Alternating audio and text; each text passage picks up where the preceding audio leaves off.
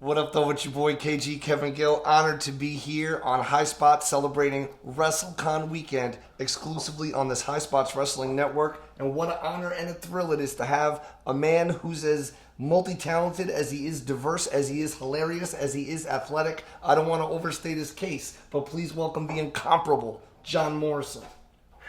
Cue sound effects.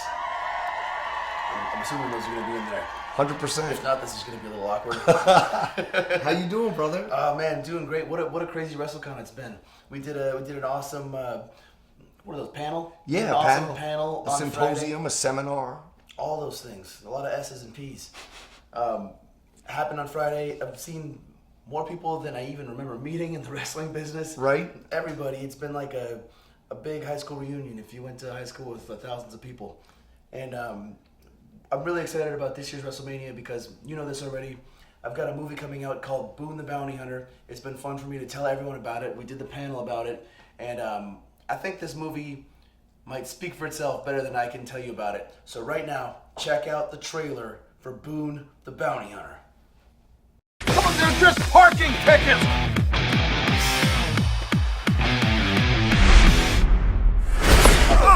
Devin Sorbo, you just got booned. America, you're welcome. You're not gonna boon me! You're that bounty hunter from TV. Can I ever autograph? Anything for a fan. I need some help. You're making a huge mistake this time. Hey, wicked party, Ryan. This one's special.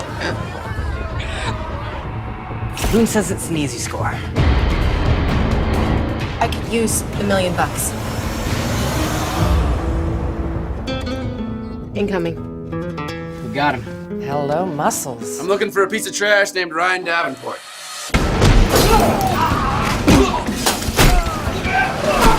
Where's Ryan? Upstairs. Where's the stairs? Who the hell are you? I'm guessing you haven't seen my show. Bad guys always run.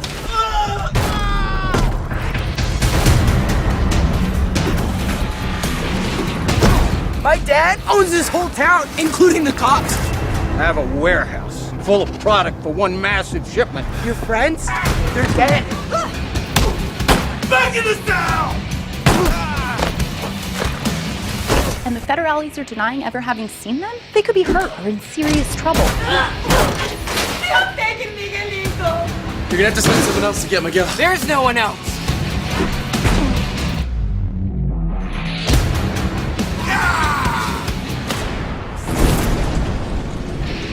I'm the trash collector. You're the trash.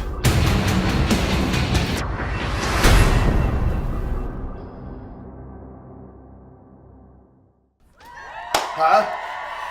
God damn, Johnny Morrison. I wasn't kidding.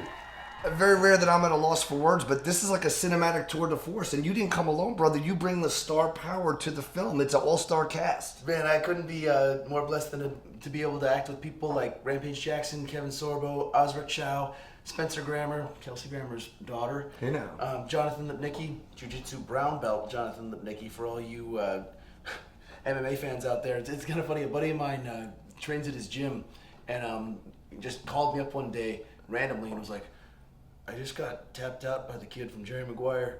It's kind of a profound moment. A life-changing moment.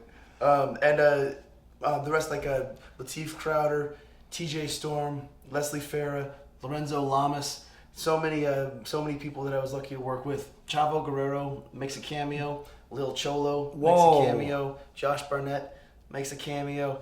Hardcore parkour luchador is what I combined with a lot of the stunt work and pro wrestling moves that you saw in the trailer to make this movie. And I don't know where to begin to tell you the full story of the movie. Sure. But I'm super excited about it. I think it's one of the first things that I've done in the world of entertainment that I'm legitimately excited for my fans and fans of pro wrestling to see, because I'm so proud of it. And it comes out May 9th. It's going to be available on iTunes, Amazon, and the little TV cable boxes that you have. It's called On Demand on there. And then after that, available at Walmart exclusively on DVD June 6th.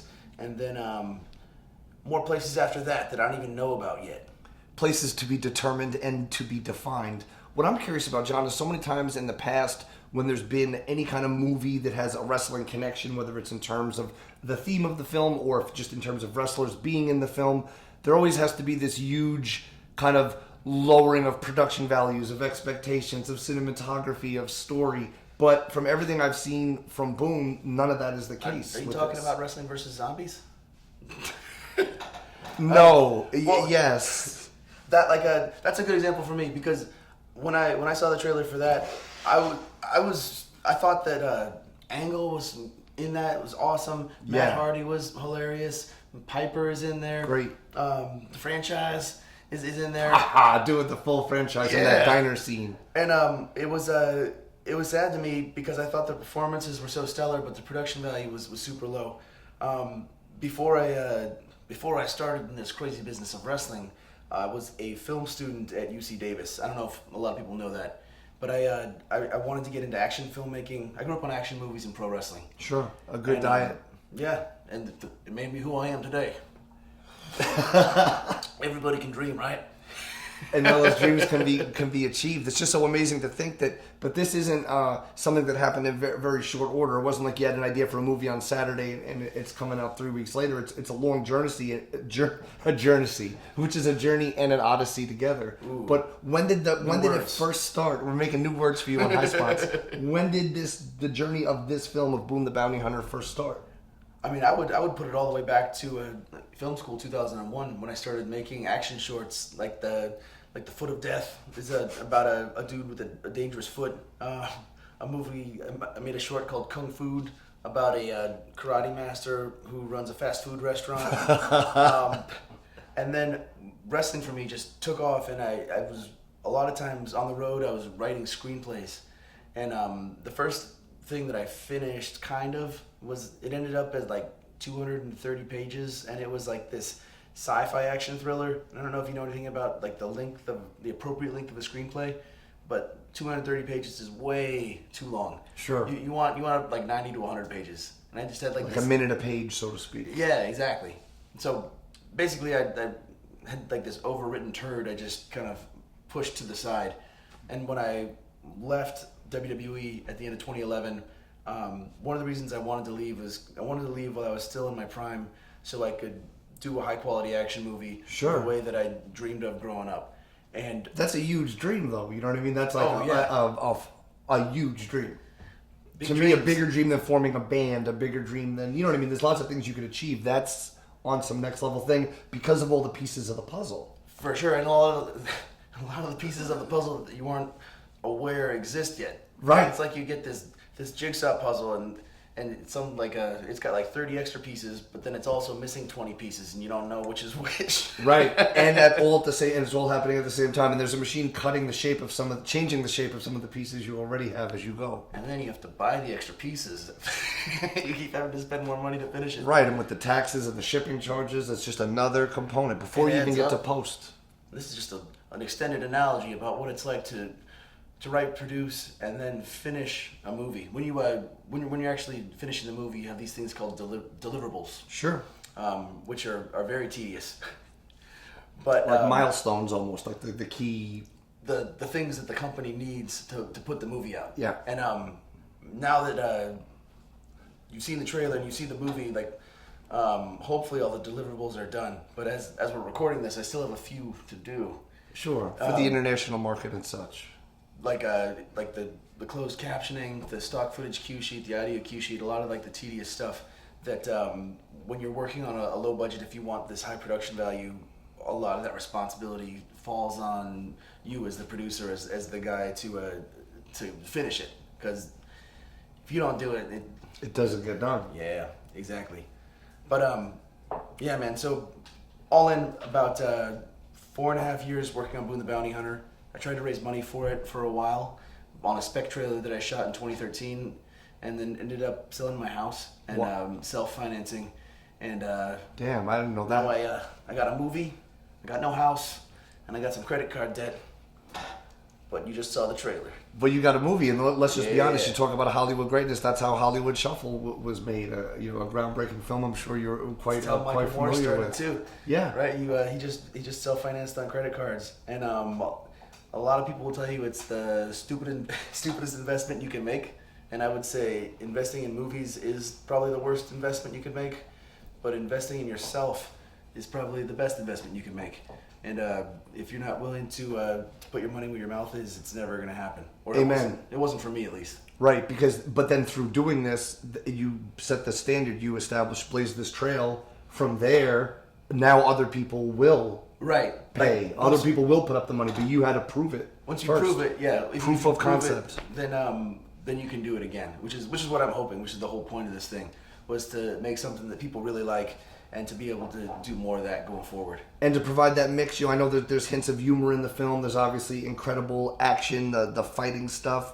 Is there how would you describe it genre-wise? It's obviously within action. Oh, it's an action What comedy. about these other elements? I would call it an action comedy for sure. The action reminiscent of the type of stuff that Jackie Chan was doing. I was doing all my own stunts and doing stuff where you could actually see the action taking place instead of and nothing against the Bourne movies. Sure. Because that was a stylistic choice, but it was a lot of quick cuts and extreme close-ups throughout the action scenes, and it looks really cool. But it's just not what I grew up on, and what I dreamed of when I was a kid. And you sometimes want that one continuous shot of just an amazing thing, Right. Or a longer shot. As long as you can afford, because Yeah, time is money. Well, put it that way. So I would call it an action comedy, but an action comedy in the vein of Lethal Weapon, Die Hard, Rumble in the Bronx, Big Trouble in Little China, just with a lot less money than all those movies. And is there an official site for the film? Is there an official hub for all things Boon? There's a website, boonthebountyhunter.com, but the best way to find information about this movie is on Facebook, Boon the Bounty Hunter, or my personal social media channels, @TheRealMorrison on Twitter, @JohnHennigan on Instagram, John Morrison on Facebook, and my YouTube channel, The Palace of Wisdom, is where you might have just watched the trailer. That's what's up. The Palace of Wisdom is a place to pay respect to a great mind and a place to get a lot of knowledge dropped on your dome piece. Home Road piece. of excess leads to the Palace of Wisdom. Now- We're just like one-lining. Now, I want to go back, though, because before you were breaking ground in Hollywood, before you were breaking ground in Lucha Underground at the Temple, all over Netflix, blowing minds now daily, when did this love affair with wrestling start for you, man? I first started watching wrestling when I was a little kid. I watched it occasionally, like 5, 6, growing up, and then I moved to a new city in 6th grade, and I felt like I was the most popular kid in elementary school. I was like class president or something of my class. Dope. And knew everybody. I got to first base in 5th grade. Damn, son. Yeah. Then I moved to this new school. I didn't know anybody, and I, for some reason, felt really awkward. Like I didn't, the confidence didn't transfer, and I watched wrestling more than ever, and it turned out that all the kids on my street also watched wrestling, and it was the first thing that we started. I went over to my buddy's house and watched wrestling on a Saturday, and then the next weekend he came over to my place, and all of his friends came, and I met everybody. And it just turned into this thing where it was how I bonded with my friends. And we watched wrestling every weekend. And then whatever we did, even if we were playing basketball, it usually broke out into some sort of work fight where we were whoever lost was trying to put each other... Cut a promo and then, And a Boston Crab or a Camel Clutch or something. I actually almost got kicked out of basketball camp in 8th grade. For roughhousing? Yeah, because I lost the one-on-one tournament in the finals. Damn. And then I tried to beat up my friend and put him in a Boston Crab, and he pushed me back, and everyone was like, "Oh my God, they're fighting!" And then we weren't really fighting. Right. We were You're just, working, brother. Yeah, we were just joking around. And they pulled us up, and they're like, "Yo, what's going on? What's the problem?" And I was like, "He won. He fouled me." And he's like, "You didn't foul me. You fouled me."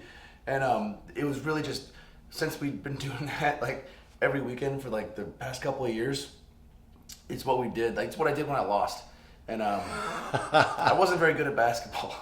That's the moral of the story. Yeah, and I'm much better at wrestling than I was at basketball. There's a way to sum that up. And do you feel like is wrestling kind of the ultimate hybrid of that physicality and performance? Because a lot of sports have physicality, but it seems like other sports, if you will, restrict and inhibit people's natural charisma and shine, which to me makes no sense. But wrestling is that one place where it all comes together. Man, that's what I fell in love with when I was watching it as a kid, for sure. It was like the larger than life characters, the charisma combined with the athleticism, and when I decided to dedicate my life to it is what I wanted to do, to combine creative movement with storytelling, with charisma, and basically this whole time as a pro wrestler and now with Boon, but in general, I just want to make people laugh and feel good the way that I felt when I was watching wrestling when I was growing up, or when my dad took me to the Great Western Forum and all my friends came and we were yelling at the bushwhackers. And that's what I've been aspiring to do this whole time. And you're right. For me, I feel like wrestling is the best combination of all those things.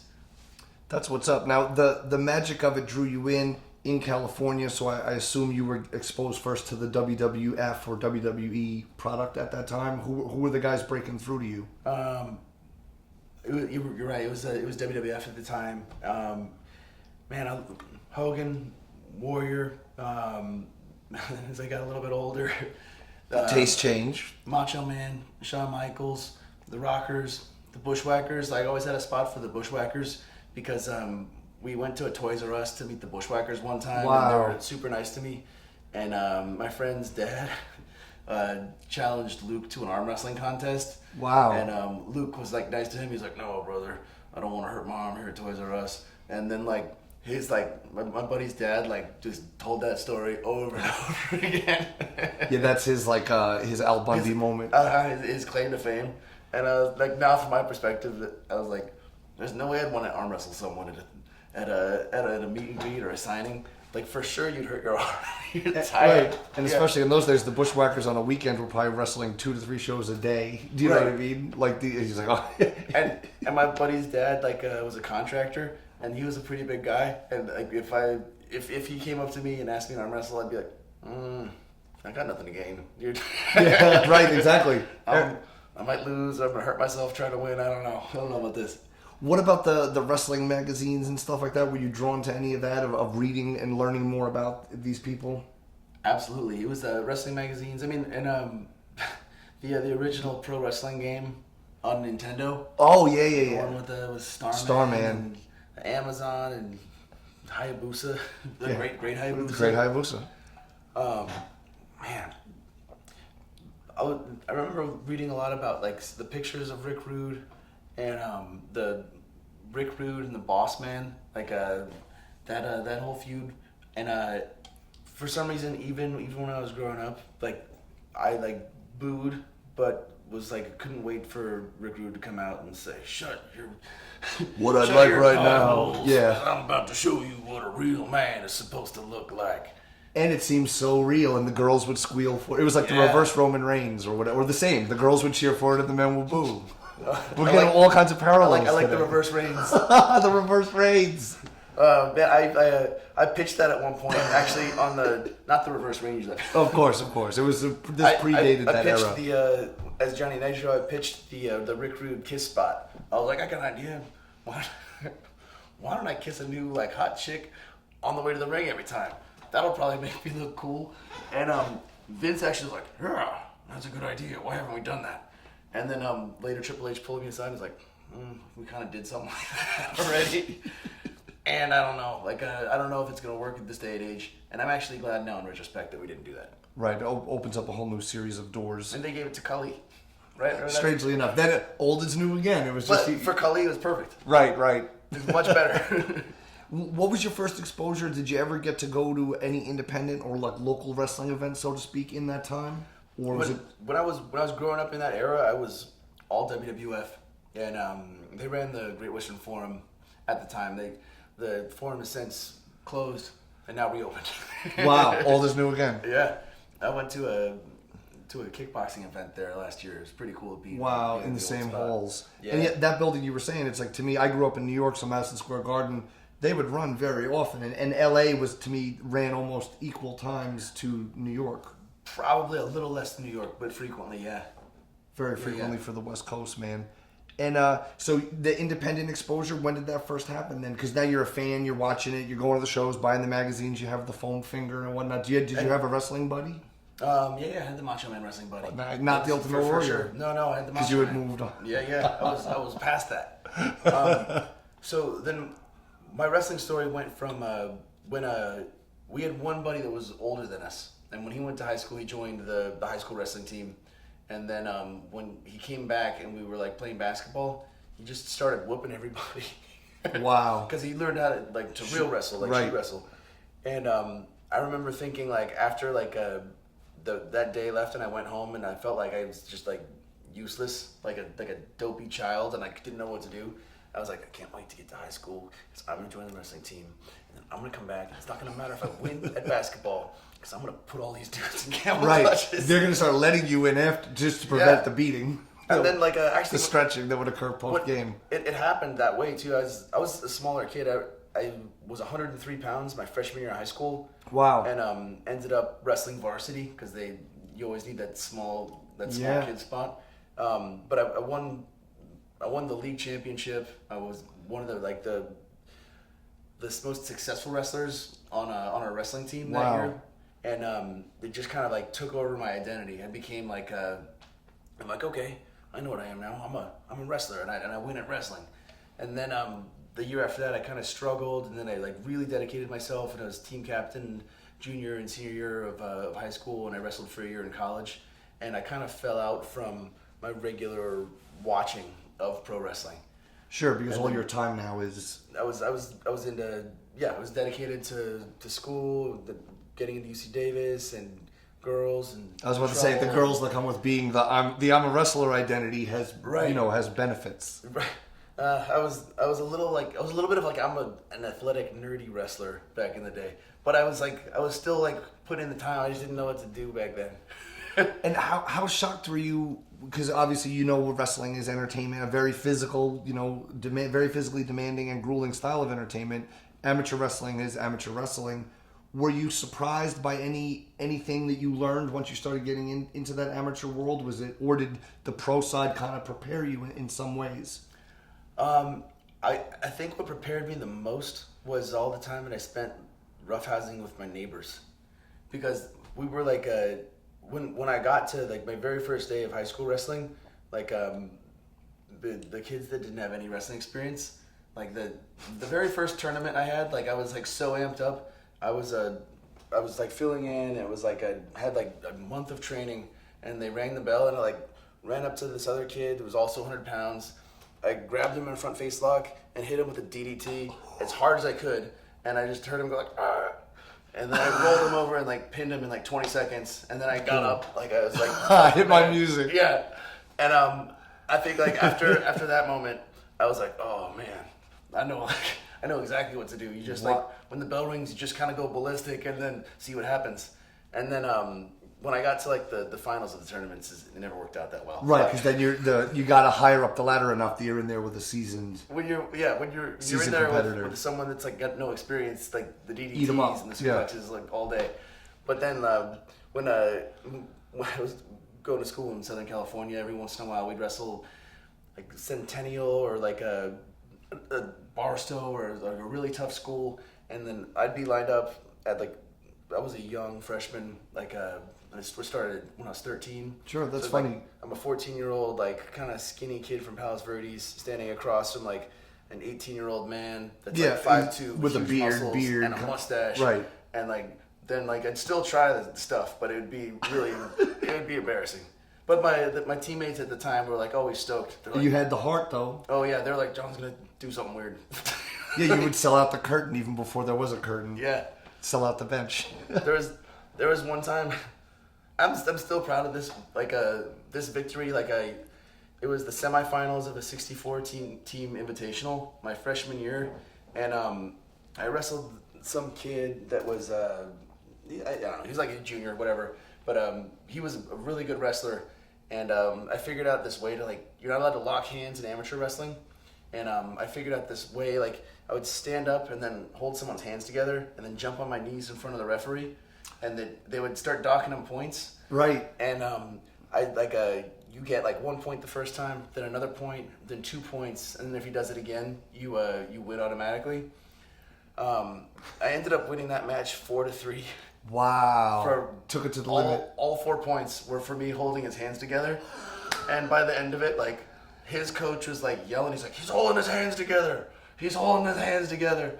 And I would get up and then jump down on the mat, and the guy would just like completely let go and then pause.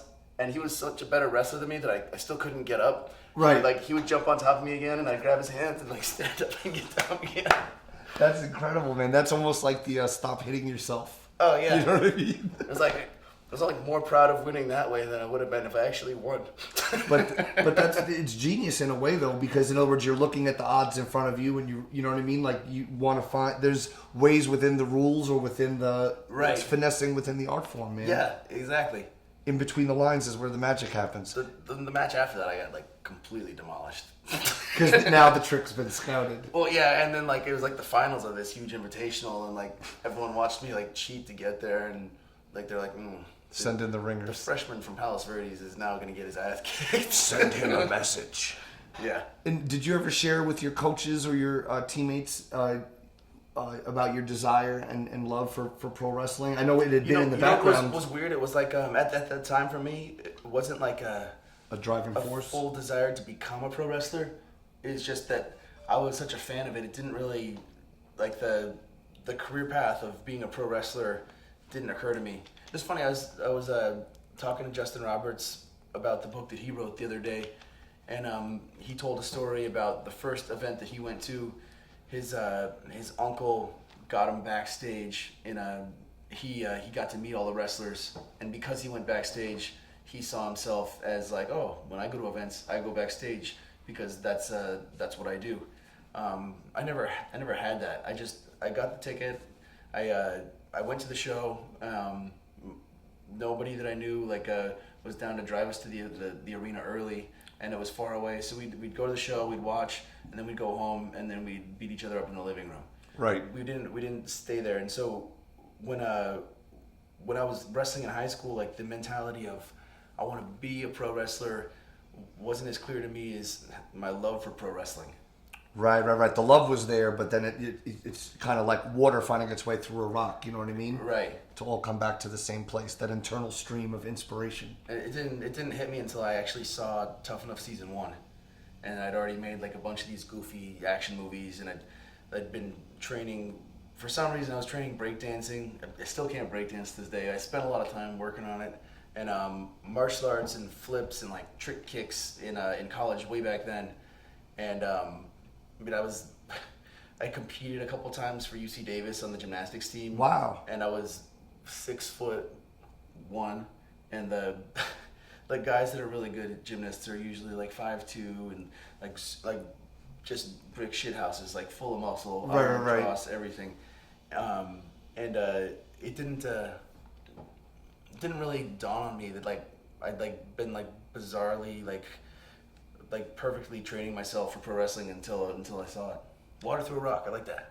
Well, thank you, brother. But that's incredible, man. So you just watch the show on TV and you're like, I have to be on it. Did you use your cinematography and filmmaking skills to put together a video about yourself as a wrestler then? Or what did you do next? That was it. It was, you have 3 minutes, send in a tape. Who are you and why do you think you'd be a good wrestler? And for Tough Enough 2, I did a character that I thought would be funny. I did this whole frat boy promo. And it was like, I'm going to make you drink milk until you puke on your Abercrombie pullover. I'm going to haze you. And I made it to I don't know if you guys saw this, but I made it to the finals of Tough Enough 2, and I got cut. And then I took the footage of me getting cut and the footage of the promo, and I added another 2 minutes explaining why I thought I got cut that time and why it was better for me to come back for Tough Enough 3. And I sent that tape in, and I ended up making it onto the show. That's incredible. And it ended up working out. That's amazing, too, because in a way, it's genius, but it's risky, because in a way, as soon as they see the old footage, or, he was on before, or whatever, you could almost be disqualified for some criteria, but it still came through. I figured I'd made it far enough on 2, though, that, there was no avoiding it. I was on the first episode of Tough Enough 2, and there's, there's only 25 people. They cut it from like thousands to 25 for episode 1, and then like to start the show, they cut half of those people, and then only half stay. And when they cut me, Kevin Dunn was on camera going like, I don't think he wants to be a wrestler. I think he wants to flip and trick and run around. And then that's the exact clip that I used. And then it explained, like, I was like, no, it's like yes, I like to flip and run and train, but the reason I want to be a wrestler is because of, and then I told the camera what I just kind of told you, but the short version of the camera for the tape. To make those time constraints. Yeah. And prior to that, prior to sending in that tape, and you had done all this ancillary training, had you set foot in a ring, a traditional wrestling ring at that time? Had you trained in conventional professional wrestling in any way? In between Tough Enough 2 and 3, I started training at this fed in Sacramento called Supreme Pro Wrestling. Yeah. I think their 17th anniversary coming up, if I'm not mistaken. Supreme Pro Wrestling? Yeah. Man, that's good. They're holding it down. I didn't even know that. Shout out to Sir Samurai. What's up? Yeah, Sir Samurai, the Big Ugly. Yeah, JD El Bishop. Flaco Loco. Wow. Kryptonite. Jesus Cruz. Wow. Wicked. Or Jesus, as they call Dante. him in the Latino community. Hey, Jesus, he was from Stockton. He's from Stockton. Every time I was on the road with WWE, we'd always end up at a BJ's after the show and hanging out with Jesus Cruz and Flaco Loco and Kryptonite and all the guys. That's great, man. It was really cool. And it's cool. So you have fond memories of that time training and learning from those guys. Like, and, obviously humble beginnings, you know what I mean? Just love. They're driven by love of wrestling, you know what I mean? And here they are passing on their knowledge. Absolutely. And it was a really short time, but it was still, we had to set the ring up and break the ring down to practice every day. And to do that, I started off as a ref. I did that too. I got the ref is hot chance. Wow, all the time. I did not get And those. then after the first time I got that, we did a spot with Jesus Cruz where he gave me like a modified Styles Clash off the top rope, and then I started getting better reactions, and then at that time I just found out that I was on Tough Enough and stopped. Gotcha, and just went in that direction. Yeah. And then how was that whole experience then the second time around, so to speak, with Tough Enough, which is kind of going through reality So much TV better. is something that I think it's hard for, some people get it, but some people don't understand kind of what's shown on TV and what really happens and how it all gets spun. It was so much better the second time around because I knew a little bit more what I was walking into. In my experience on Tough Enough 2 was I was in Las Vegas for like 3 days, and I was kind of on the show for like 6 hours before I got cut. So it wasn't like I had a ton of experience. Sure. But what I really got was I had a long time to think about it. Like I sat and watched season 2 and was like simmering. I was like, oh, should have been me. Who learned? Right. And I had like a lot of the same type of things that I do now when I watch wrestling, whether I'm watching something that I did or watching WrestleMania or watching Lucha Underground. I think like if I was me in that match, like what would I have done to make it better? How could I have fixed that? And I think because I spent all that time watching Tough Enough 2 and thinking about how I could have done things differently or said things differently if it was me in that spot, when I got back for Tough Enough 3, it worked out differently. It just reminded me of a Vince McMahon quote, actually. But always welcome, especially if delivered in Vince McMahon voice. If you're doing something and you don't know why you're doing it, you're a dumbass. That was it. Awesome. Like, you're supposed to, like, it's one of his ruminations on the art of wrestling. Like, everything should have intent. Everything you do should have a reason. And he had a lot of those gems that were kind of distilled into a distinct little Vince sound bites. I can only imagine, man. Yeah, the genius of Vince McMahon, and even in an era where everyone's doing interviews and everyone shares so many of their thoughts, outside of his tower and universe and world that he's created. You know what I mean? Like, he doesn't get that platform. Like, yeah, he's besides like the occasional Playboy interview or whatever. But right. I can only imagine. And too bad you weren't around working with him back in the era where, allegedly he'd like to get fired up and like take a bunch of finishers or whatever. Finishing moves, take a Starship Pain in like a Hyatt Regency perhaps. I've heard the stories, and I miss it. I think when I was coming in and really like getting on the road in 2005 with Eminem, he still came out every once in a while to play, so to speak, when we did the USO trips. When we were on the jet and like going over over to Camp Liberty in Iraq. I feel like that was like the one time you could count on that Vince would not want anyone to sleep. He'd be up drinking beers, making sure everyone drank, and doing stuff like pouring beer on the Big Show while the Big Show's sleeping. And then I remember this distinctly, like the Big Show turned and looked like and didn't know it was Vince at first. And if it was anybody but Vince, they would have been dead. Like, he was so furious. And he kind of just got it, like, stood up and smiled. He's like, good one, boss. And sat down. Just laid down in a pile of beer. Just sat back down, and then he stood up. And then he stood up and started talking and hanging out. And then he was back in the party. Yeah. Mission accomplished, I mean, Vince. you can't sleep on a plane if you're soaked in beer. Yeah, no sleep till Baghdad or whatever the end result may be. I think the Beastie Boys said that.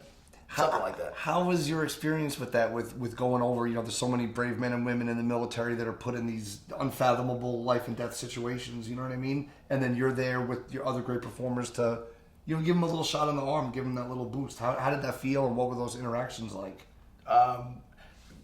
Insane, surreal. It felt like, I would say this a lot about wrestling.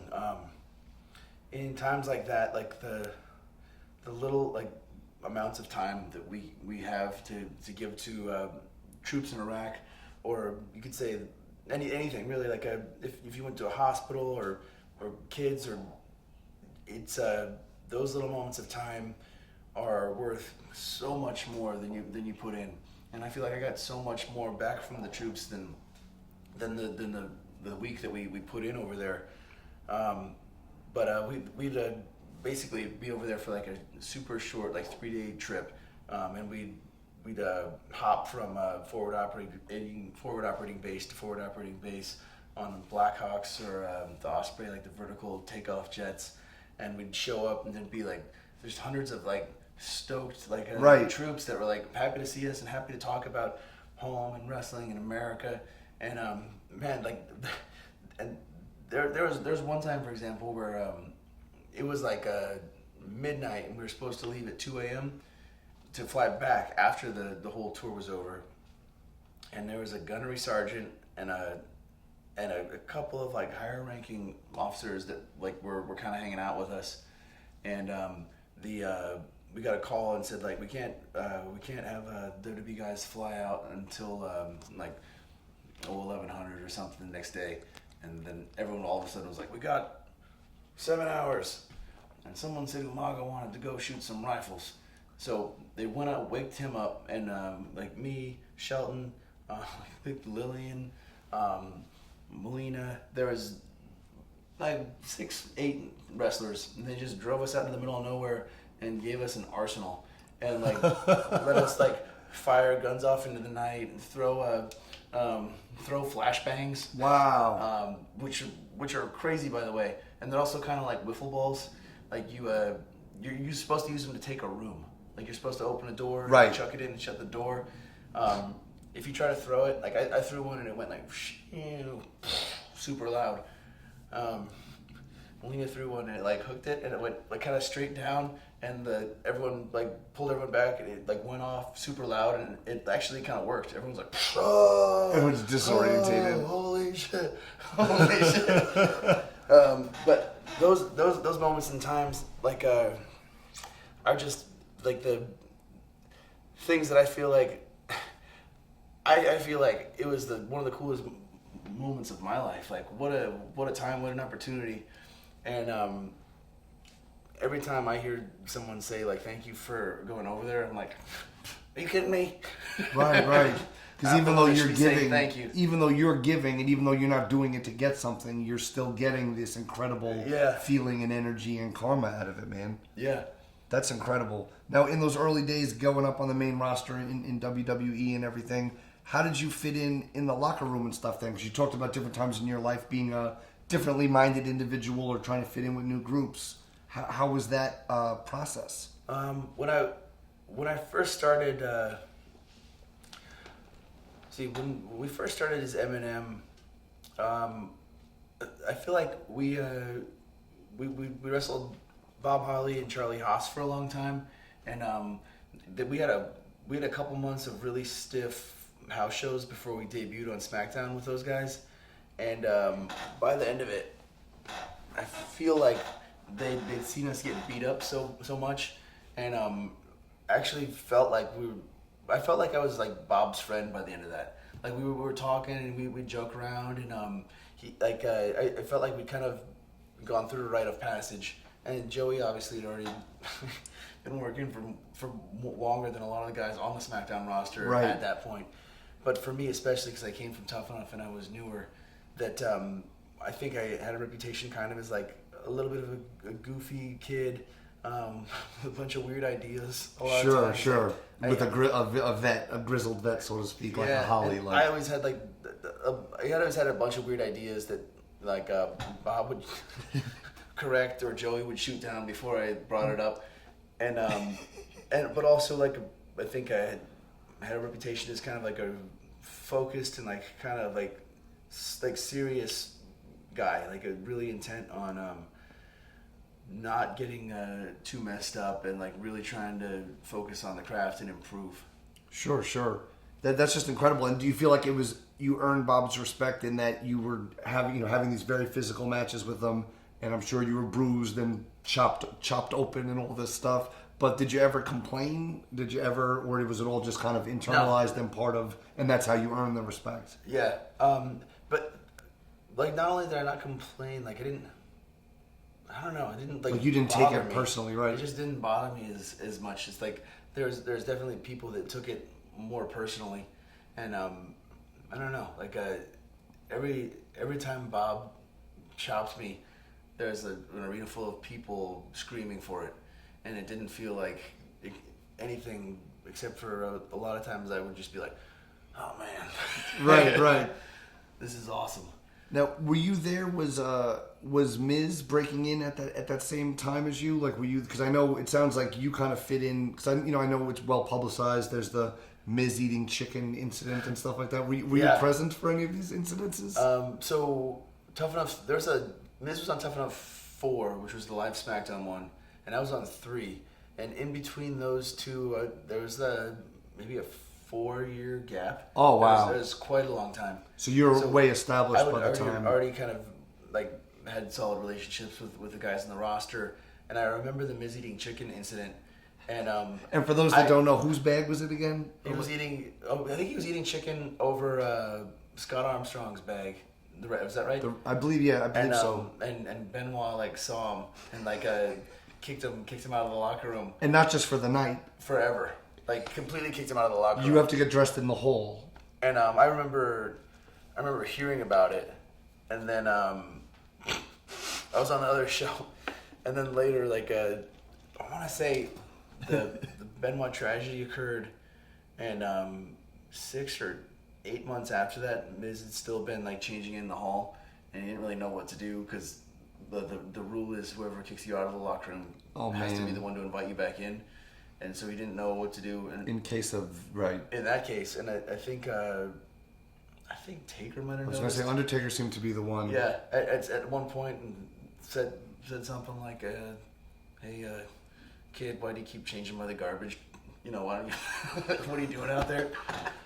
And then he explained the story, and they invited him back in. Wow! And then he was good, so to speak, ever since. I mean, it's hard to say Miz has ever been truly good. Right. In many ways. Yeah. No. We are having fun. We're making when it rains it pours jokes earlier. Exactly. We were having a lot of laughs on the whole way over here, so we are in joke mode. No disrespect. I wouldn't say Miz is boring. But, certainly not. He keeps things interesting. An in-ring technician, maybe not. Maybe not.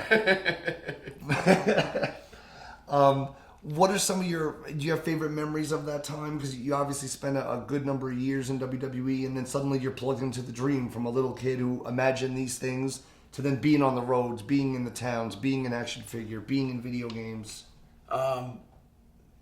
Yeah, definitely, and all that stuff is crazy. Even when you're just talking about it, just seems like a crazy, like blur of memories. And into it, the photo shoots, the morning radio appearances, the literally just constant series of things Right. that are happening daily. It feels like there's like from getting up every morning at 7 a.m. in Louisville and like sitting in your car like outside OVW waiting for Rip Rogers to open the door so you can go into like the Danny Davis Arena and try to warm up before you start taking bumps, to hearing Eminem's music play at MSG and wrestling Rey Mysterio and Eddie Guerrero. It feels like those memories and times were packed so close together that it's this crazy blur of things that happened. But for sure, that specific night is one of the most special matches to me because it felt like, I mean, not only was like the Eminem debut, it felt like all the training and the time spent in developmental and thinking of characters was not just validated by being on TV, but being able to wrestle Eddie and Ray, like two of the greatest of all time.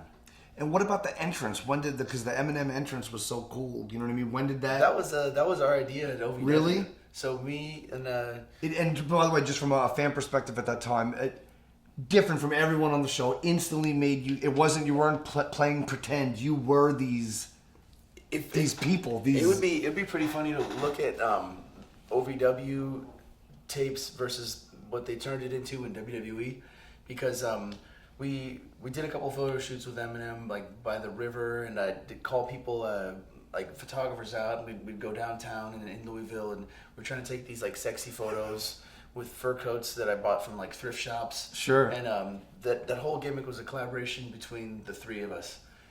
And when we got to OVW, it just started growing. Like we're gonna be like trendy, name dropping like LA kids, and then we should have a red carpet. What if we had paparazzi? What if we started doing stuff with the paparazzi? And then like everything just started like escalating and escalating and escalating with our OVW entrance. So much so that like we had these like videos that I cut together, and I kept sending stuff to Laurinaitis and Carano.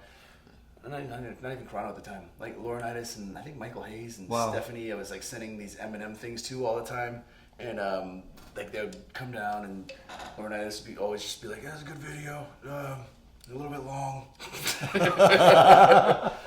I like where your head's at. Keep doing it." And they at one point wanted to switch out Joey with Chris Cage, who was another friend of mine. Sure. And it would have been crazy if they had switched the whole gimmick up like that. Right. I don't think it would have worked the same, because Joey and I had really tagged so much, and I'd learned so much from him. And that team, the three of us, was such a tight unit that when we debuted on SmackDown, we felt like it was our gimmick and it was a polished thing, and we knew what to do, as opposed to just getting handed something. Yeah, like a few minutes before you go out and trying to somehow be this. You know, you got to develop it. Whole set of characteristics and circumstances and things that you want to really have thought out before you debut something on TV, and it doesn't work that way all the time. Sure. But for Eminem, it was nice that we had that background. Now you touched on learning from Rip Rogers. Rip Rogers is this brilliant wrestling mind. For those that don't know, for those that do, he's been recently featured on Steve Austin. He drops like nonstop, real-time information bombs on Twitter. Yes. You might have to find where it where his thought starts, because it's the hustler. Yeah. Yeah, he's just the man. Like what I've yet to meet him. I hope to someday interview him. But what were your thoughts on how much did you learn from him? What were some of the highlights of being around like a living encyclopedia of knowledge? Well, so he like living encyclopedia of knowledge, like had been around the business forever. Rumor had it when he did a cartwheel, you could hear the books falling off the shelves in his head. I could be wrong. Because there's so much knowledge up there. It was before the internet, though. Right. It's on reel-to-reel tapes. Exactly. Microfiche in the Rip Rogers library. He was not only an encyclopedia of techniques. I would call him an encyclopedia of Carney, too. Like, sure. He was like a lot of times we'd have like the 50-50 raffle at 50-50 at the OVW shows, and like it took me like only like a week or two before I was like, why do they keep calling this the 80-20 raffle? Rip keeps calling it the 50-50. Right. Until I was like, oh, I see. The 50% cut isn't enough. Yeah. Got to make 80. Put those butts in the seats. You know what I mean? Exactly. It's like the Walmart employees that barely make like a living wage, and then they spend like almost 90% of their income at the Walmart store they work at. And the 50-50 raffle was like you know what I mean? Like you buy a ticket and then you get the 50% jackpot if your number gets pulled. Correct. Yeah. Now, the hustler. It's the hustle. That's the carny side. What about the psychology and the storytelling and the placement? For him, like everything was part of an idea, and he was so wrapped up in his idea of working people that it was all based on really character-driven story stuff. So it was when he was teaching you arm holds, like it was like any kind of like locks and like hold-to-hold stuff. It always had a purpose. It wasn't just like, this is how you do a wrist lock, and or this is how you do a headlock. And like if you went from a headlock to a wrist lock at OVW, a lot of times they're like, stop, get out, you're the shits. And then he'd get in the ring and explain why. Like, okay, you got his head, and you're going to his arm, and then back to his head for no reason. You're the shits. Like his whole psychology was old school. Hurt a body part, work the body part, go back to the weak point. That's what a heel's job is. Right. And he would really like distill that to everybody that was training there.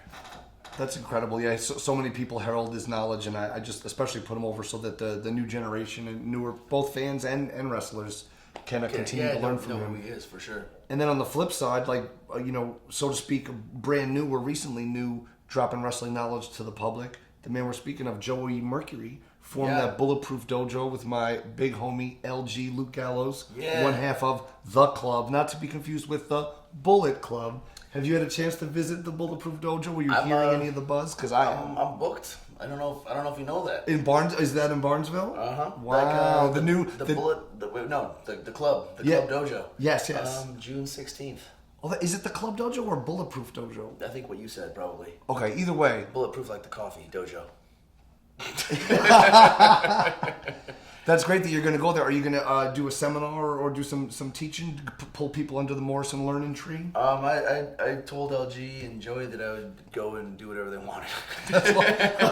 Fair enough. I just have a big X on that day, and right. It's just blocked out. Go to the Painted Lady, get some tattoos. We'll do a seminar. We'll get tattoos. We'll just go to IHOP and hang out with those guys all day if they want. I don't know. Absolutely. I don't know Mercury yet. It's gonna be a show and like we're gonna do a show and a seminar, all that stuff. That's incredible, man. Yeah, Mercury for me felt like it'd be like learning from someone your own age, but who's got like the knowledge of like a 20-year vet. Sure, that's incredible. When you're like 23, and it felt like everything that Joey told me. If I doubted it for a second, I would walk back, and then either Jim Cornette or Danny Davis would tell me like exact same thing, and I'd be like, "God, listen to Joey." Right, it's validating Joey. Like, all right, I gotta cancel my my edit bay on Joey. Right. And what about when you're tagging with Joey? You're up in WWE. Like, who were some of your favorite teams to work with at that time? Because you know how it is. The years go by and the tours, and you get to cross paths with a lot of people. So. Another person that really helped when we were and went to bat for us and helped us quite a bit was Tommy Dreamer. Oh man, and he was my favorite head of talent relations. This is one of my favorite talent relations stories. But Tommy Dreamer had an office in Titan Towers, and he every once in a while talent would go get to visit Titan Towers, and there's John Laurinaitis, and there's Sue and Holly and Travel and Mark Rano and Howard Finkel. And then Tommy Dreamer's office, and everyone is like excited and telling you about the business. And Tommy will have all the tapes of like people that had submitted tapes, and he watched them all. And if they were good, he would pass them on. And if they were not good, he would show them to whoever came to his office, and so we could enjoy them together. And then he had this office strategy, which is indicative of his genius, where he would unplug the Ethernet cables and then lay down in front of the door to his office and just nap. And then if anyone tried to open the door, he would be holding the Ethernet cable and just be like, "Oh, the Ethernet was out. I was just trying to fix it." That's incredible. That brings me back. I had one of my first jobs was working in a supermarket, and I realized like if you were talking to the girls that worked there or were doing anything not involving movement, like you were, what are you doing? Right. So I made my own tactic, which was the hold the broom, or even in a very light movement while doing stuff. So even someone just passing by, or even, you just resume it. You know what I mean? It's like a total front, but that's Tommy Dreamer's a genius. It's Carney, right?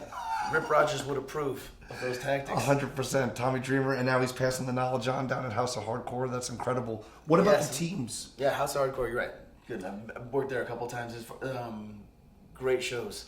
And all over the country and the world. I mean, who else runs shows around the world besides Tommy It's Dreamer? interesting to see it growing and blowing up. And I don't know when, but I'm excited to be back there. And I just saw Tommy the other day too.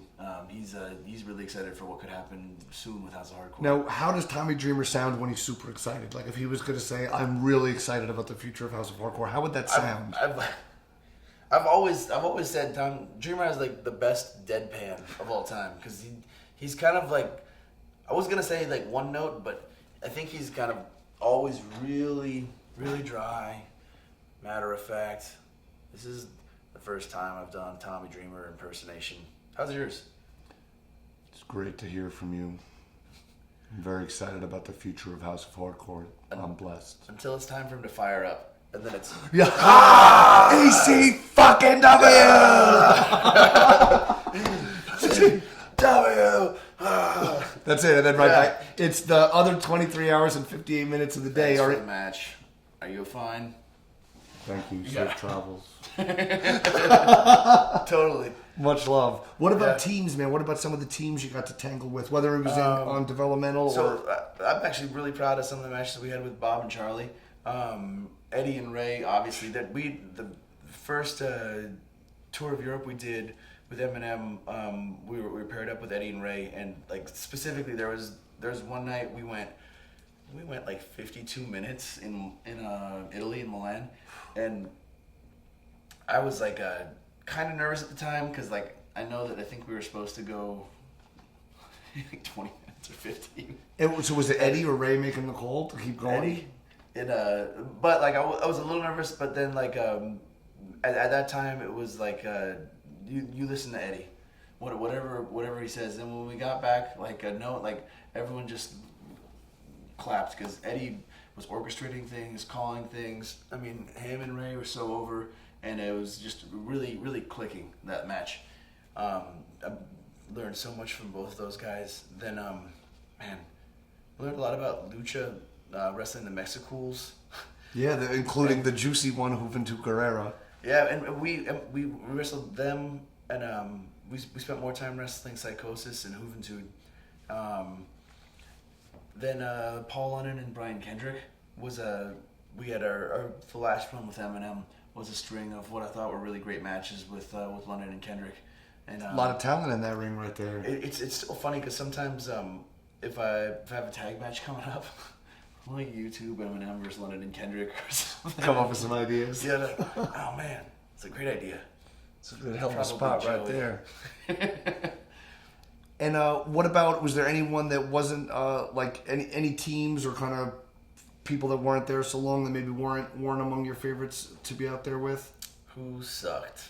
Let's think who we can bury. No, like. Or how about anything very funny happened along the way during a tag match, whether it be a mishap, a malfunction, technical difficulty, it could be wardrobe related. We got Ricky Steamboat one time because he was like, you've met Ricky, I'm sure, right? Sure. He's like one of the nicest, like kind of like humble and like upright, like nice dudes. And we wrote Steamboat on Melina's ass on a live event, and like Ricky always like was when he was an agent at the time, was like always just kind of like sitting there and like watching like all the matches and like taking notes. And we did the Eminem entrance like right in front of him. Sure. And, and Melina does like a full split for those that don't know. Yeah, and her dress comes up. It says Steamboat, and it took him like an extra 2 seconds to register. He was just like shocked, and then he was like dying. He loved it after the show. We talked about it for months. And yeah, dude, at that time, I feel like at that time it was hard to, and it's still, or maybe not as hard these days, but it was hard to make it to WWE unless you were really talented, because the process of getting signed and then getting from developmental to the road, there's so many checks and balances. Sure, yeah, and so many checkpoints to kind of get through, you know what I mean? It only takes one or two little things to get negative attention, you know, which could lead to an expedited exit situation. Exactly. But unlike many, you made a decision to leave. You decided you wanted to do different things. What is that? What were some of the factors that drove that? You know, was it the schedule, or was it just feeling like I've done everything I could do in this role, and you have these other unfulfilled wishes and dreams despite the greatness already achieved? Man, that's a good question. At the time, I said to myself, yeah, I think I'm going to take a year off, because I really wanted to make a movie, basically. And I didn't leave with the intention at the time of, like, I'm going to make Boon the Bounty Hunter. I like had in my head, like, I want to make an action movie, and I want to do it when I'm still in my prime. And it took me a lot longer to do it than I thought. But what led to me starting to think that way was, I always like to be the captain of the ship, so to speak. Sure. And everybody does. Like, I was putting 100% of my time and energy into being the best wrestler I could be, to making John Morrison come to life. And I started getting, like, I had the neck surgery in 2011. My ankle was bothering me. I had torn my MCL the 2 years prior, and it was bothering me, and my other knee started bothering me. So when you're getting really beat up, and you're like, every match I was wrestling with 2 knee braces, and after the neck surgery I came back and I started thinking, like, there's a lot of ideas and things that I have that don't feel like I'm getting to do. And the definition of insanity is you keep doing the same thing and you expect a different result. It isn't gonna happen. So I left because I started to feel like I was getting like a little bitter, or like I wasn't happy going to work. Sure, you didn't feel that same excitement that you did sitting outside the Davis Arena in Louisville. And it's weird because I always felt the excitement with the matches when it came time to wrestle, especially the live events. But then when live event meaning not television, not pay-per-view, just an event for the thousands in attendance. Right, because on the live event you have your match, and it's really you're the one that's making the whole thing up, like telling the story you want to tell, and you have the time to tell the story. But a lot of times you get to TV and you're pitched an angle and you've got these ideas, and things change, someone gets hurt, and your angle is, you're like, you were gonna have a 2-segment Falls County War match, but now, like, someone got hurt, and Triple H like thinks that this is a better idea, and Michael Hayes wants this to happen, and that shifted everything, and now you've got 2 minutes. And after a while, it's tough, because if you're putting 100% of yourself into something to achieve what you think is the ideal vision for John Morrison, or now Johnny Mundo, or the character you're playing, or what you're doing, or really yourself, right? And you're being undercut by the reality of World Wrestling Entertainment is a multi-million-dollar business, and they really can't cater to John Morrison. They can't afford to. Sure. They have to cater to the fans that are watching, and a lot of times that starts at the top of the card and filters its way down, and everyone has moments to shine, and sometimes things don't work out the way they want. And I reached like a point where my contract was up. They offered me another 5-year deal, and I thought, I don't think I could do 5 more years like this right now. Sure. Because I've got all these other dreams and these ideas that I have that I feel like are kind of eating me up if I don't go for that. And I don't know what I thought. I I wrote the first version of Boon that I wrote was like a $15 million movie. Right. I left and I thought I don't know, just make a movie and then maybe when that's done I'll like vacation for a month or two and maybe then I'll be back. Yeah. I'll be back next year. It's a lot harder to make a movie Than people think. Than you think. But also the time away has given me a lot of perspective. I didn't watch for like almost a year. Like I didn't watch regularly. It was kind of nice to take that space, and then I started slowly like I'd be like, damn it, I want to find out what's happening on Raw again. I heard so and so's about to come back. Yeah, I gotta watch SummerSlam. I gotta watch it. And then what happened really was Lucha Underground started, and it was really everything I wanted. It was I think the most high production value promotion right now with the way that it's filmed. It's in Los Angeles. The shooting schedule allows me a lot of creative freedom outside of the responsibilities of Lucha Underground. And within Lucha Underground, I feel like I can tell whatever story I want to tell.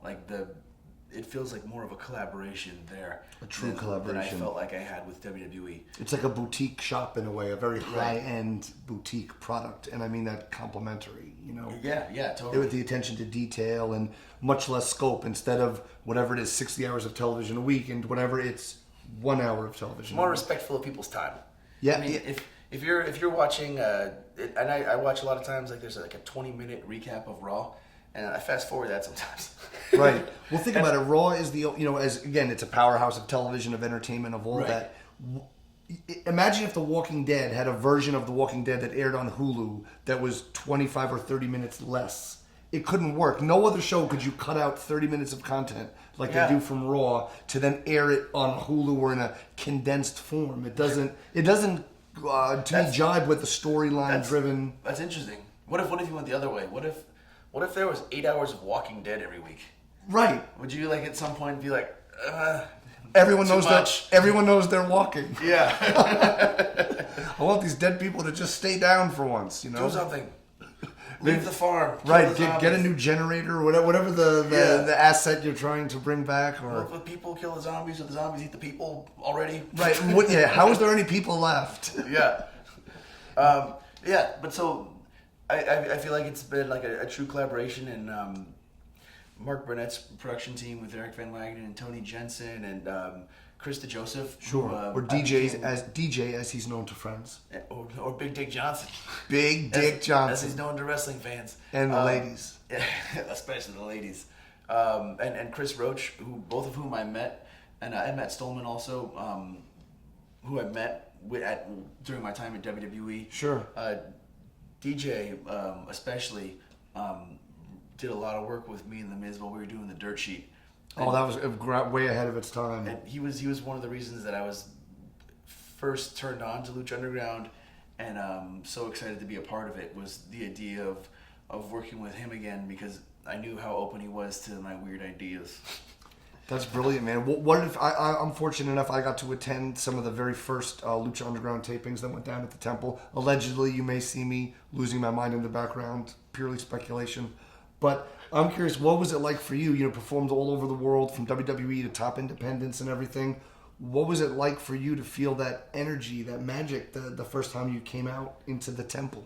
Man, it was a little strange the first time. I would say the energy and electricity has steadily grown since season 1, and the first time I walked out in the Temple, it was me and Ricochet or Prince Puma in the main event, and it was the first time we'd wrestled, and it was kind of a scramble.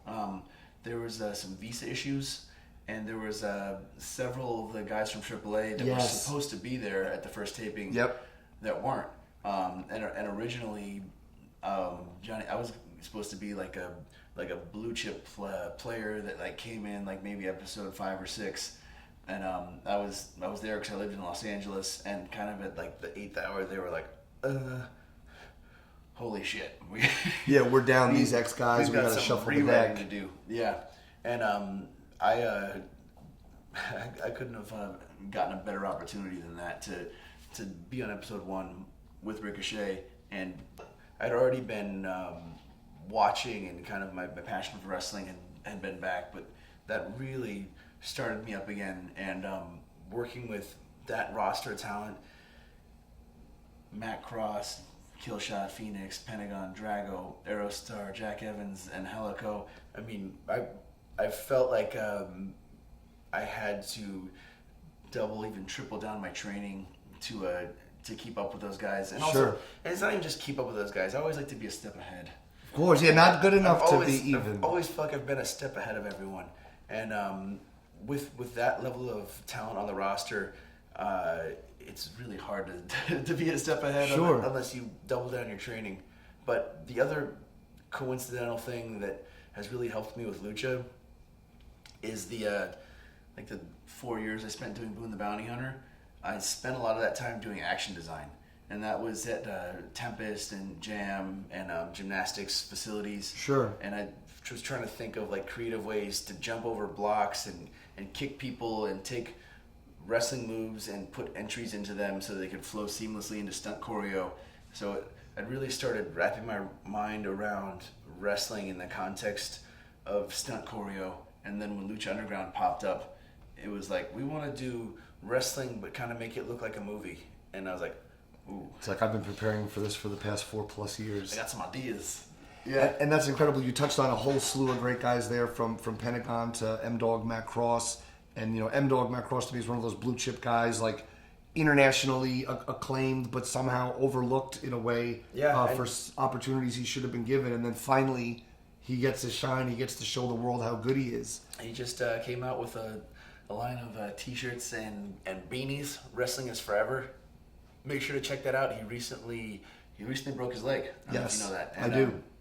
Actually, you know everything, of course. Well, I try. You know what I mean? I study the Rip Rogers philosophy. Ooh, nice. Make sure to check out wrestlingisforever.com. Yeah. Really good T-shirts and for a good cause. And I hear Matt is almost better, if not. Yeah. By the time you see this, Matt will be back in the ring. Yes.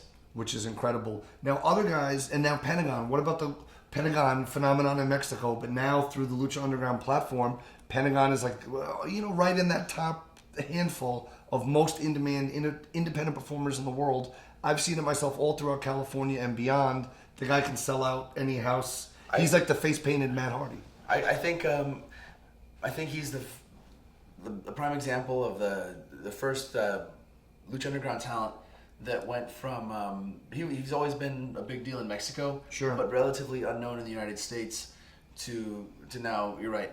He's selling out PCW. He's a Pacific Coast Wrestling champion of PWG. Pro Wrestling Gorilla. He just wrestled him and Phoenix, the Lucha Brothers, just wrestled the Hardys last night at WrestleCon. Main event is WrestleCon. And I think that goes to show two things. The power of Lucha Underground and also the power of Lucha plus character-specific, intent-driven wrestling. Because he's really taken his character with his face paint and his postures and his movements to another level. It's not just about running a bunch of spots quickly for him. It's about the crowd reactions. And I think he's really a good example of someone who's put that together. I got to witness him versus Rob Van Dam for Pacific Coast Wrestling there in Los Angeles, and it's like... Are you coming back to Pacific Coast Wrestling on June 2nd? I hope to be back on Pacific Coast Wrestling on June 2nd, and I hope that the Almighty Sheik and others in the championship committee are viewing this High Spots exclusive video. But yeah, nobody does it like PCW. Wrestle Circus is another place you could see Pentagon. But I'm curious about Brian Cage, too, of the... This was about to say. Yeah, okay. That's my segue. Nice. Two other great guys that, to me, got their due also and got to shine for as great as they are. I'm talking about Mr. GMSI, Brian Cage, the whole effing machine, the Swolverine, and 20 other names I can't recall. And my homie, Big Jeff Cobb, man. Mr. Athletic. Man, dude. Jeff Cobb. First of all, another plug. The APW is running the Cow Palace. Yes, on May 9th. May 6th. May 6th, even better. Boon comes out May 9th. May 6th, Cow Palace. Me, Brian Cage, Jeff Cobb, triple threat for the APW championship. At the legendary Cow Palace. It's gonna be one you do not want to miss. It's going to be a barn burner. May 6th, all roads lead or a palace burner to the Cow Palace. I hope they have palace insurance for their roof, because we're about to blow it off of that place. Jeff Cobb, he does things that he shouldn't be physically possible for him to do. It reminds me of there's sometimes when I would watch Super Crazy back in the day, and he would do that springboard 180 moonsault, and I remember trying that over and over again at OVW and being so frustrated that I couldn't get it, and then showing up and then watching Super Crazy just nail it without any effort every time. Jeff Cobb has that same athletic ability, hence Mr. Athletic. Standing shooter, he's 260 plus pounds. The amount of weight that he can catch and carry and dead, you know what I mean? I feel like I could jump off a balcony and throw a corkscrew shooter or anything, and he would just catch it completely solid. Cage too, who he was in developmental for a while. Sure. And another missed opportunity. Yeah, but it became. It was another missed opportunity, but he also really took it upon himself to reinvent himself, to get himself a little bodied out. Yeah, I think he went a little bit. Might have went to the gym a few times. Rumor has it he's eating now between 16 and 18 times a day, a mix of just pure chicken breasts and egg whites. Every 23.2 minutes, I believe. And he doesn't. He has a cheat day, but it's once a month. Exactly. And he gets grumpy if you interrupt his eating. So there was a funny. I've heard. There was a funny picture on Matt Riddle's Instagram the other week where it's just Matt Riddle doing a selfie, but unbeknownst to him, right behind him, there's a microwave and you see the lights on, and I'm talking to Brian Cage over the microwave as he's heating the whole shuttle's waiting, as he's up his heating meal solutions. 17, right? Yeah. Nutrition Solutions, thank you for everything you've given to Brian Cage, because now he's strong enough to suplex me on my head. And what he now gives to the world, Brian Cage's strength, while possibly destroying your soul, is providing entertainment to the masses. But joking about that, I feel like he is strong enough and coordinated enough that I don't worry about anything that he does ever. Sure. And I wrestled 2 nights ago, me versus Brian versus Rey Mysterio, and Brian also seems like he's always on a ton of pre-workout. Yeah. He showed up with his rolling bag already in his gear, no shirt, and just is like, I got this. How about this idea? I got this idea, and then maybe Johnny can jump onto this thing. I can catch you and all of his really fast talking ideas were really good. He's got a really good head for the psychology of business now. I'm really impressed by him. And he's another guy that's just went from being a California guy, came from the same general geographical area. Same place as Kevin Federline. Yeah. Fresno. Right, and he's rapidly exceeding Federline's. Maybe one day people will know Fresno for Brian Cage instead of K-Fed. And you see, what do you think about the whole pro wrestling guerrilla phenomenon? Which also gives guys like all the guys we're talking about and others a great platform. K-Fed. One day, maybe. We'll see. It could happen. K-Fed and PWG. Oh man, PWG and all those hipster indie feds. I think it's invigorated the independent wrestling scene. Yep. And in my opinion, a PWG show is cooler than a WWE TV taping or a live show. Sure. Everybody that's there, it feels like the audience of say Lucha Underground, put in that category too. Yeah. The audience in the temple knows their role. They know who everyone is. They know what to chant, and sometimes they know what they're not supposed to chant, and they say that anyway. PCW, another organization in Southern California. You're drawing over 1,000 people a show. And it's not just 1,000 people in like a big arena. It's a it's 1,200 people in a place that holds 1150 to the rafters, which is super important, because there's nothing worse than a big empty building. Amen. It's the old Elvis Presley concept. Always sell it out, even Always. if you have to make the building smaller. And PCW makes a very unique entry into the marketplace because what goes on in Gorilla is so exclusive. There's so few people that get in Gorilla. It's like getting a Willy Wonka golden ticket to be able to even go to Gorilla. And then there's Pacific Coast Wrestling with increasing frequency, huge star-studded rosters, great, incredible production budgets. They're running in Wilmington, which is Torrance, like San Pedro, which is like coincidentally 10 minutes from where I grew up, which is it's ridiculous for me. Like Lucha Underground, Los Angeles, and PCW, PWG. There's so many great promotions now on the West Coast in the LA area, especially it seems like there's been more in Northern California until just recently, and now Southern California is blowing up. People are starting to step up their game. What do you think about this whole independent wrestling boom that's kind of giving so many people an opportunity to earn a full-time living, and then seemingly as fast as these stars can be minted on the indies, they're being swooped right into the WWE machine? They're given internships by WWE. Yes. Paid internship to see what happens. Low paid internships, just so you don't go anywhere else. How do you like the weather in Orlando? When it rains, I was gonna let you finish it. It pours. Oh, he did it.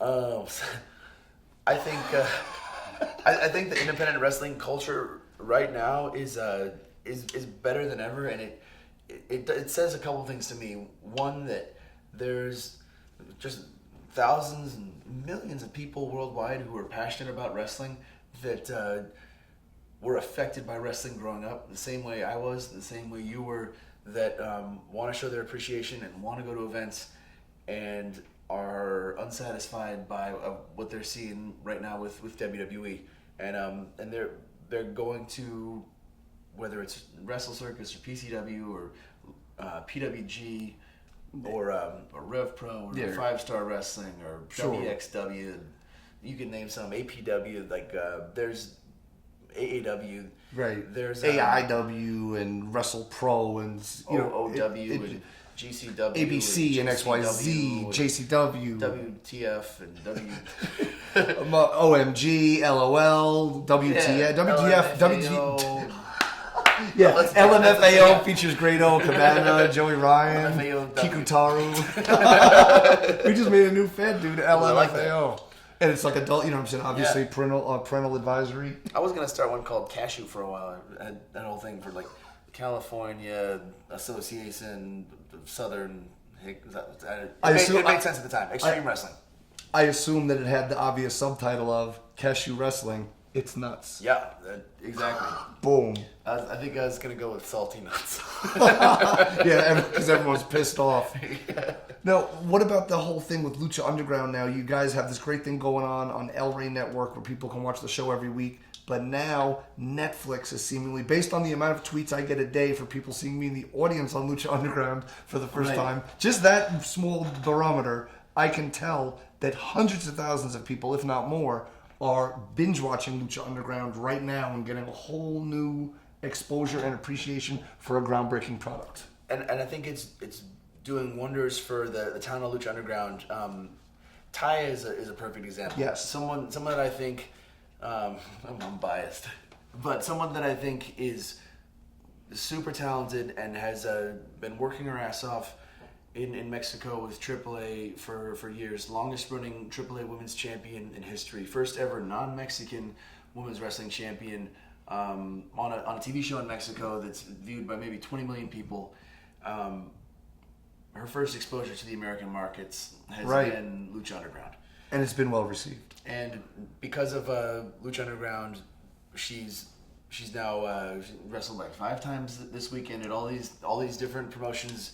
And every time she had a match, the reaction that she would get usually was like holy shit, where did you come from? Like, where have you been? Right. And I think that's what's happening now with Netflix and with Lucha Underground being on the El Rey Network, and the power of social media and the interest in independent wrestling and spreading the passion for wrestling is people like Taya that have been busting their asses for a long time and working on an art form that's an underappreciated art form. Yeah, that can never be perfected and can always be improved. It's constantly evolving, like individually and as a whole. Is now it's like unveiled and like it's suddenly like, huh, holy shit, like where did this person come from? And that's what I think is so cool about the Netflix deal. One of the cool things, if I may shine a light on Taya, I know some luminaries, let's say, in the Lucha world, and one of the things they say to me every time Taya is brought up is how Taya comes from Canada, didn't speak Espanol in any poquito amount, and immersed herself in Mexico. She might have spoke more than that.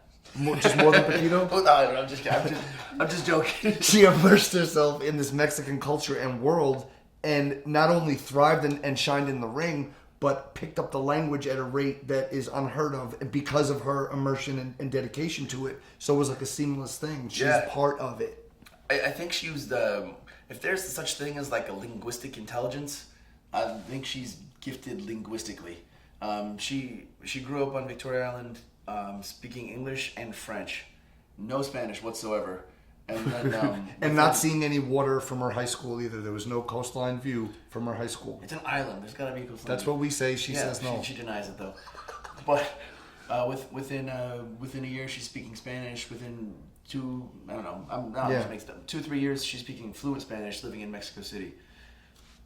And what about another great mind on camera and off in Lucha Underground, and a key part of the kind of formula is, I feel like, Vampiro.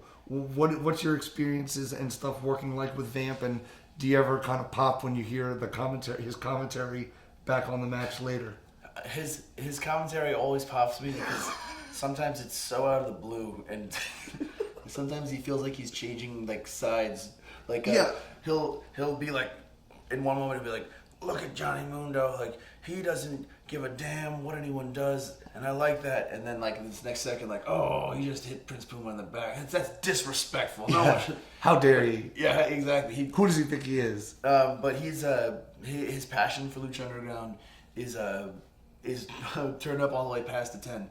And I mean, if we're naming names, I think Stryker and him are the perfect commentary team, because for as far off as Vampiro is, in painting with colors, so to speak, that pop me. Stryker is off in the other direction, but Stryker has the ability. Grounded. He has the ability to go the Vampiro direction too, so they can kind of meet at perfect. He can banter with Vamp, but take the story in the direction that the people in the ring are intended, or sometimes just the direction that he thinks is that he's feeling or seeing, which is usually the best way to do commentary, is to go from the heart by what you're actually seeing. Because really the story is what happens between in the ring and the people watching, more so than it is what's in the person's mind. 100%. Sometimes wrestlers are delusional. Only a little bit. Tiny bit of delusion mixed with a sprinkle of ego. Right. I mean, sometimes wrestlers are delusional, but you gotta be at least a little bit delusional, and you gotta have a lot of ego. Right, to make it. But it's that knowing when to use it is the determination. To have someone tell you no a million times and be like, no, I'm not taking no for an answer. Right. I'm gonna teach myself how to do a shooting star off the top rope. Luchasaurus, aka Judas Draven. I'm 6'6", but I'm still gonna do backflips off the top rope, even though it seems like a weird idea. And I think that's the part of the spirit of Lucha Underground is that type of like encouragement, but also one-upsmanship. Wow. Now tonight, Boon the Bounty Hunter, who's making his cinematic debut shortly on home video, Amazon On Demand, all that. Tonight, or post this, and when you're watching this. This has already happened, but you can probably watch what we're about to talk about on the internet. Boon the Bounty Hunter is wrestling for the first time at this Wrestle Circus joint show. It's Wrestle Circus versus Pro Wrestling Revolver, which is Sami Callihan's promotion. Great promotion, and another white hot independent wrestling fed that is picking up steam and rapidly. He's running shows. He started in Iowa and now expanding. And the first time Sami called me up and asked me to come out there, I was like, yeah, sure. We're friends. I've always loved working with Sami, like a lot of respect. And when we got there, I was like, dude, Sami is running this ship like a seasoned promoter. He's got all the talent booked. He's got flights. He's got travel. Like, I was super impressed. and I'm going back to wrestle for Pro Wrestling Revolver on May 5th. Cinco de Mayhem. Nice. And I'm really excited to see what happens with all this stuff, and the fact that this is a Pro Wrestling Revolver Wrestle Circus versus each other hybrid show, I think is an example of one of the cool things that can happen with independent wrestling. Especially smart people in independent wrestling that see a bigger picture outside of their slice of the pie. They're Right. both Revolver and Wrestle Circus making huge noise, blazing huge trails. But guess what? Instead of sniping at each other in subtweets, let's form like Voltron and make some magic happen, man. Or Power Rangers. Right. Whatever robot you want to go with. Whatever robot you want to form and change shapes into. Transform. They didn't really combine. Voltron. I like Voltron. Form like Voltron. First time ever, Boon the Bounty Hunter is going to be entering the squared circle, and it's already will have happened. So Seek it out on home video. make sure to, I guess maybe like read a review first, and if it says that it was an awesome match, go out of your way to watch it. That's what's up. And closing it out on the note of Boon, we again know so excited about the movie. We got to talk about it a bunch with the fans here at Wrestle Circus at WrestleCon. Anything you want to say for someone who's on the fence right now about seeing Boon the Bounty Hunter, about picking it up at Walmart, about ordering it through iTunes or whatever? How do you talk them into that seat on their own couch, brother? To anyone who's on the fence about seeing Boon the Bounty Hunter, this is a movie that if you like action movies and you like pro wrestling, you're gonna love Boon the Bounty Hunter. There's so much crazy action and so many crazy things. I fractured my patella doing flips off dumpsters in that movie. Damn. I broke my wrist doing Kong vaults outside someone's living room over a table just to jump over a fence while I was chasing Kevin Sorbo. The stuff that I do in wrestling is crazy, but the stuff that I did in Boon the Bounty Hunter is even a level crazier because I was so hyper motivated to kill it. And I felt like this was my one shot to knock it out of the park. Sure. And if that interests you at all, go see it or have it come to your house and watch it from your couch. And I promise you will not be disappointed. And if you're a big fan of wrestling, if you're a big fan of wrestling moves, I know you could be able to, the viewer can pick out some of their favorite wrestling moves, which have been incorporated and invigorated for film purposes. We got an elevator in there. We got a Canadian destroyer. That's got to be the first time in a major motion picture that the Canadian destroyer is being used. Absolutely. It's not just I don't want to spoil it, but it's a wall run into a Canadian destroyer. We got a Yang Time moonsault off a scaffolding onto Jonathan Lipnicki.